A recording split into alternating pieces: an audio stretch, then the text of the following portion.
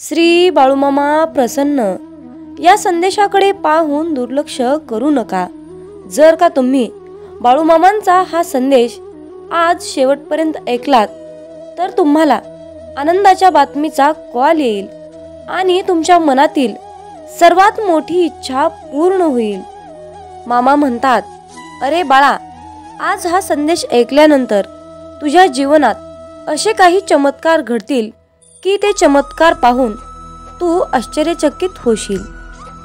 जर जीवनात तुम्ही शांत राहणं आणि माफ करणं शिकाल तर तुम्हाला डोंगर सुद्धा स्वतः रस्ता बनवून देईल। इतिहास सांगतो की भूतकाळात सुख होतं, पण विज्ञान सांगतं की भविष्यकाळात सुख आहे, पण अध्यात्म सांगतं की विचार चांगले आणि मन स्वच्छ असेल तर जीवनात दररोज सुख मिळतं। जीवन हे भविष्यात आहे ना भूतकाळात आहे, तर जीवन हे क्षणी वर्तमानात आहे। आयुष्यात जे झाले ते चांगलेच झाले, जे होत आहे ते चांगलेच होत आहे आणि जे भविष्यात होणार आहे ते चांगलंच होणार आहे। तुझं माझं, लहान मोठं असे भेदभाव मनातून काढून टाका। मन पूर्णपणे तुमचं आहे, पण तुम्ही सर्वांचे आहात। मन हे अशांत आहे आणि त्याला नियंत्रित ठेवणे कठीण आहे, परंतु विशिष्ट अभ्यासाने मनाला वश करता येते। मामा सांगतात, मनाच्या शांततेशिवाय या जीवनात कोणतीही गोष्ट संपत्ती नाही। कोणताही माणूस त्याच्या जन्माने नाही तर त्याच्या कर्माने महान होतो। फळाची अपेक्षा न ठेवता काम करणे हेच खरे कर्म आहे आणि ईश्वर चरणी समर्पित तोच खरा धर्म। बाळूमामा पदोपदी हेच सांगतात, जेव्हा माणसाच्या गरजा बदलतात तेव्हा त्यांची बोलण्याची पद्धत सुद्धा बदलते। या जीवनात शांत राहण्यापेक्षा दुसरं कोणतंच मोठं उत्तर नाही आणि माफ करण्यापेक्षा दुसरी कोणतीच शिक्षा नाही। सतत संशय घेणारा माणूस या जगात नाही तर तो कुठेच आनंदी राहू शकत नाही। जर मनाला नियंत्रित नाही केलं तर तेच मन शत्रूप्रमाणे काम करेल।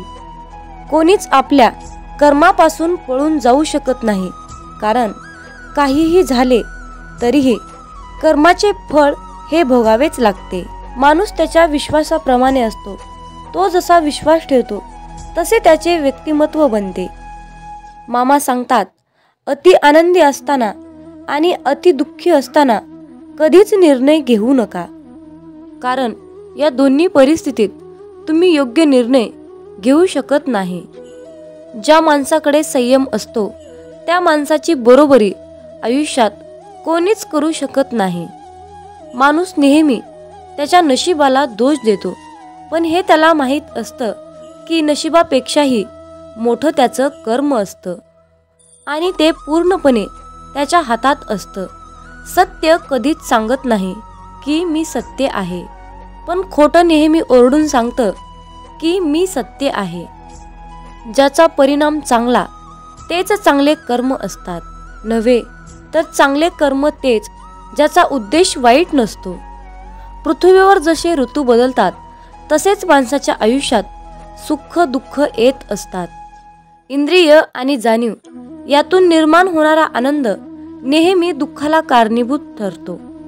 प्रेमाचा अर्थ आहे सेवा करणे। सेवा करणे म्हणजे सतत आनंदी असणे। जी गोष्ट तुम्हाला कधीच आवडत नाही ती गोष्ट तुम्ही दुसऱ्यांसाठी करू नका। माणसाचे हृदय पवित्र असेल तर त्यांचे प्रेम बाहेरूनही पाजळू लागते। मामा म्हणतात, अरे बाळा, जीवनात यश मिळवणं सोपं नाही, त्यासाठी कष्ट आणि चांगल्या विचारांची सुद्धा गरज असते। म्हणून हा संदेश नक्की शेवटपर्यंत ऐका। जेव्हा तुमच्या मनात गोष्ट थांबवण्याचा विचार येईल तेव्हा तुम्ही विचार करा की त्या गोष्टीची सुरुवात का केली। लोकांच्या बोलण्यामुळे किंवा परिस्थितीमुळे निराश होऊ नका, कारण या दोघांनाही तुमच्या प्रतिक्रियेशिवाय महत्त्व नाही। लक्षात ठेवा, जर तुम्हाला तणाव हाताळता आला नाही तर तुम्हाला यशही हाताळता येणार नाही।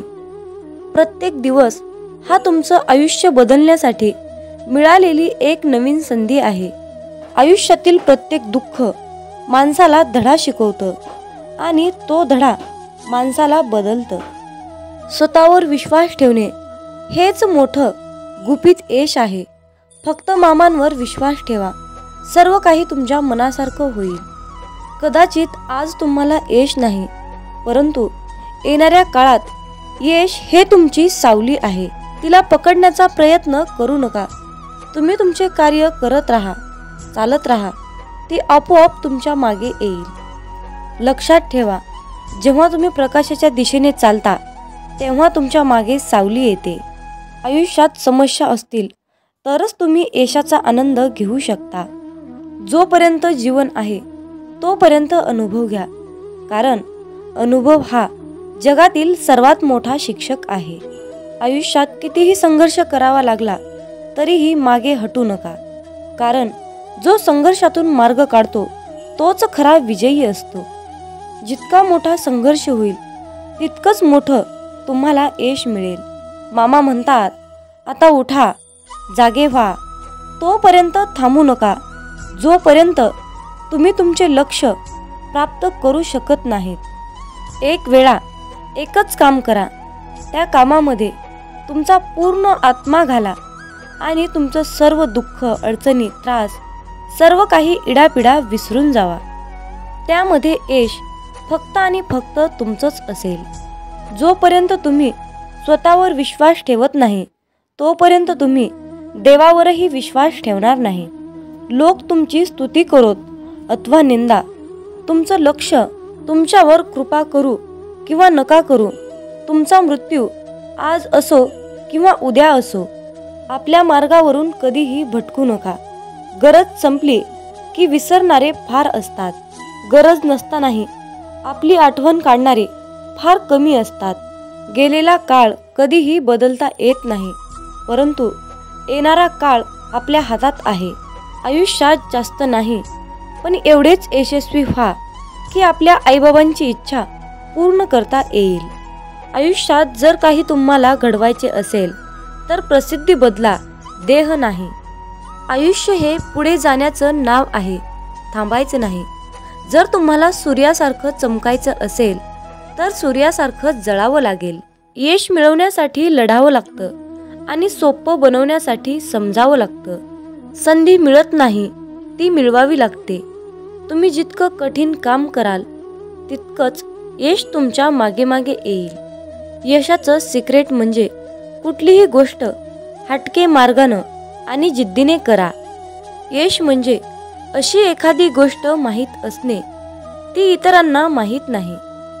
प्रत्येकालाच पहिल्याच प्रयत्नात यश मिळेल असे नसते, परंतु अपयशाने हारून जाता कामा नये. यश हे निश्चित मिळणार आहे, परंतु तुम्ही केलेल्या कर्मावर विश्वास ठेवा. आयुष्य म्हणजे पत्त्यांचा खेळ आहे. चांगली पाने मिळणे हे आपल्या हातात नसते, परंतु मिळालेल्या पानावर चांगला डाव खेळणे यावर यश अवलंबून असते. खेळणारे जिंकण्यासाठी खूप वेळा अगोदर हरलेले असतात, हे लक्षात ठेवा. एकदा गंगेला विचारण्यात आले की तुझ्या पात्रात अंघोळ केल्यानंतर सर्व पापे धुतली जातात, मग तू त्या पापांचे काय करतेस? ती म्हणाली की मी समुद्रात नेऊन टाकते. समुद्राला विचारण्यात आले की तू या सर्व पापांचे काय करतोस? की समुद्र म्हणाला, मी ती सर्व पापे ढगात नेऊन टाकतो. ढगाला विचारण्यात आले की तू या सर्व पापांचे काय करतोस? ढग म्हणाला, ती सर्व पापे मी पावसाच्या स्वरूपात त्यांच्या घरावर नेऊन टाकतो. लक्षात ठेवा, कालचक्र असेच आहे. तुम्ही जे करणार तेच तुम्हाला परत मिळणार. भगवंत जसा ठेवेल तसेच राहण्याचा प्रयत्न करा. समाधानी राहा. ठेविले अनंत तैसेची, राहावे चित्ती, असू द्यावे समाधान. जय बाळूमामा.